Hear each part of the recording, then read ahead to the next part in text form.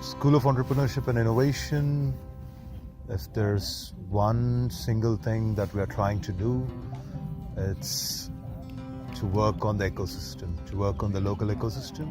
Think like Italy has wonderful talents and a beautiful place where you can build great things. That's what we are trying to do with SAI. Examples of startups that we have founded, like we just launched this year, and like there have been two companies like projects, let's say, have come out, which I think each in their own way are really cool. One is using augmented reality for helping with education to understand complex equations or complex physical or chemical formulae. And then the second one would be it's more gaming company. But the interesting thing is they're doing affordable and simple games for people who are blind. The general mood at a workplace is a kind of like fractic happiness. There's always a lot to do. We are still in the start. There will always be a lot to do because we know that we like working in a lean structure where we put emphasis on people rather than on structure and organization. And so when you have like very few excellent people doing a lot of things, there's going to be a lot of let's say running around. We work pretty independently, but we do get knocked on our heads and brought back to reality due to protocols that rightly limit us from doing too crazy things.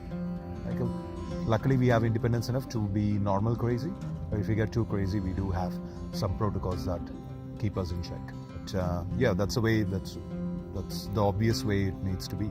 At first, there are individuals, there are people, they have their dreams, and we try and make sure, or we try and work on, it's not make sure, we try and work on how we can have these common dreams that we can work on together. I think like conflicts and disagreement is a really good thing for creativity. I've always seen that in my life. It has been confirmed again and again through various people and experts that I've worked with, and intellectual and passionate conflicts are very good for creativity and building new things. Where there's something being built, that means things are colliding, things are happening. And I don't think amazing things are built in a safe, nice, carefree environment. I think conflicts are essential. Mutual empathy.